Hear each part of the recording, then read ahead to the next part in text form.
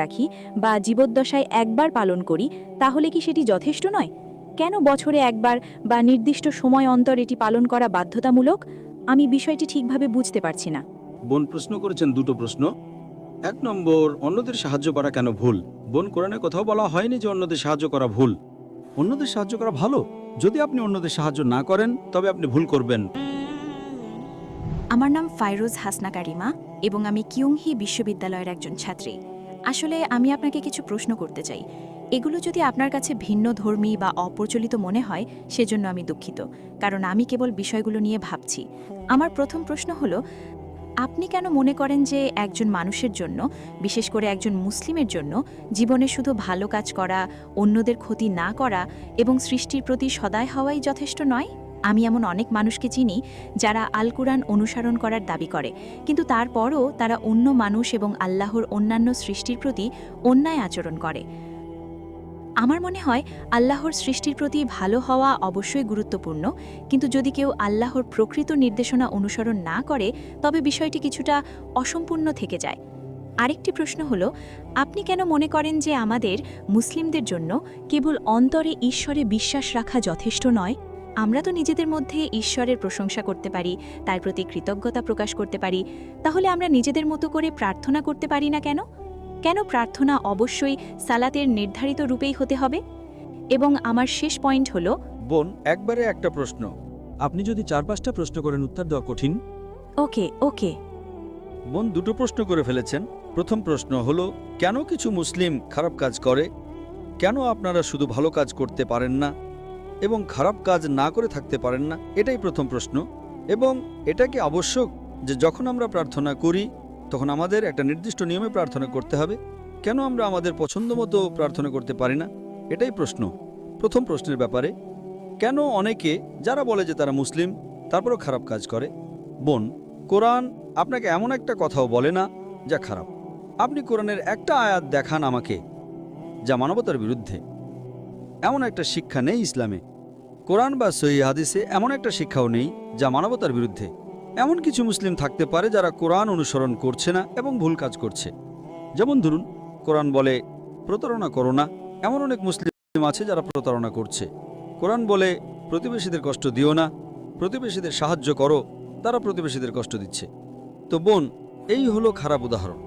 এটা সেই একই উত্তর যা আমি আগে দিয়েছিলাম, যে অনুসারীদের দেখে ইসলামকে বিচার করবেন না। যেমন ধরুন, একটা স্কুলে, খুব বিখ্যাত একটা স্কুলে, কিছু ছাত্র ক্লাসে প্রথম হয়, কেউ সেকেন্ড ক্লাস পায়, কেউ থার্ড ক্লাস পায়, কেউ ফেল করে। আপনি কি এর জন্য স্কুলকে দোষ দিতে পারেন? না। কিছু ছাত্রকে তো ক্লাসে প্রথম হতে হবে, কাউকে তো ফেল করতে হবে। তো এটা আবশ্যক। তাই যারা ফেল করেছে তারা পাশের সার্টিফিকেট পাবে না, কিন্তু তারা সেই স্কুলের ছাত্র। ঠিক না ভুল? ঠিক। ঠিক একইভাবে যারা নিজেদের মুসলিম বলে এবং তারা ভুল কাজ বা খারাপ কাজ করে, তারা পাশের সার্টিফিকেট পাবে না, তারা সেই স্কুলের খারাপ ছাত্র। কিন্তু আপনি কি এর জন্য স্কুলকে দোষ দিতে পারেন? না, আমি পারি না। প্রত্যেক স্কুলে ভালো ছাত্র এবং খারাপ ছাত্র থাকে, প্রত্যেক স্কুলে। এখন আপনার প্রশ্নের দ্বিতীয় অংশে আসছি, যে কেন আমরা ঈশ্বরকে আমাদের ইচ্ছা মতো ধন্যবাদ দিই না? কেন শুধু প্রার্থনার মতো একটা নির্দিষ্ট উপায়েই ধন্যবাদ দিতে হবে? অথবা আপনি জিজ্ঞেস করতে পারেন যে শুধু ভালো হওয়াই যথেষ্ট নয়। কোরআন বলে সূরা আল আসর অধ্যায় নম্বর 103 আয়াত নম্বর 1 থেকে 3, এখানে 4টি শর্ত আছে যে কোনো মানুষের জান্নাতে যাওয়ার জন্য। আচ্ছা। والعصر إن الإنسان في خسر إلا الذين آمنوا وعملوا الصالحات وتواصوا بالحق وتواصوا بالصبر। সময়ের কসম, মানুষ অবশ্যই ক্ষতির মধ্যে রয়েছে, তারা ছাড়া যাদের ঈমান আছে, যারা সৎ কাজ করে, যারা মানুষকে সত্যের উপদেশ দেয় এবং যারা মানুষকে ধৈর্য এবং অবিরাম চেষ্টার উপদেশ দেয়। শুধু ঈমান নয়, ঈমান মানে ঈশ্বরে বিশ্বাস করা যথেষ্ট নয়। আপনাকে নেক কাজও করতে হবে। ডাকাতি করা উচিত নয়, প্রতারণা করা উচিত নয়, অন্যদের সাহায্য করা উচিত। দ্বিতীয়টি হলো, প্রথম হলো ঈমান, বিশ্বাস, দ্বিতীয় হলো সৎ কাজ, তৃতীয় হলো মানুষকে সত্যের উপদেশ দেওয়া, মানুষকে সঠিক পথে ডাকা, এবং চতুর্থ হলো মানুষকে ধৈর্য এবং অবিরাম চেষ্টার উপদেশ দেওয়া। যদি এগুলোর কোনোটিও বাদ পড়ে, সাধারণ পরিস্থিতিতে আপনি জান্নাতে যাবেন না। আচ্ছা। যেমন ধরুন, আপনি বলতে পারেন এমন মানুষ আছে যারা খুব ভালো, প্রতারণা করে না, ডাকাতি করে না, অন্য মানুষকে সাহায্য করে, খুব সত্যবাদী, কিন্তু তাদের বিশ্বাস নেই, তারা ঈশ্বরকে ধন্যবাদ দিচ্ছে না, অথবা তারা ভুল ঈশ্বরকে ধন্যবাদ দিচ্ছেন। এমনকি তারাও জান্নাতে প্রবেশ করবে না, এমনকি তারাও স্বর্গে যাবে না। কেন? কারণ 1 নম্বর হলো আমাদের স্রষ্টাকে ধন্যবাদ দেওয়া মানুষের সাহায্য করার চেয়ে বেশি গুরুত্বপূর্ণ। যেই স্রষ্টা আপনাকে সৃষ্টি করেছেন, যেই স্রষ্টা আপনাকে জীবন দিয়েছেন, যেই স্রষ্টা আপনাকে এই সমস্ত সুবিধা দিয়েছেন, আপনি তাকে ধন্যবাদ দিচ্ছেন না এবং আপনি তাকে অপমান করছেন। এটা বড় পাপ মানুষকে অপমান করার চেয়ে।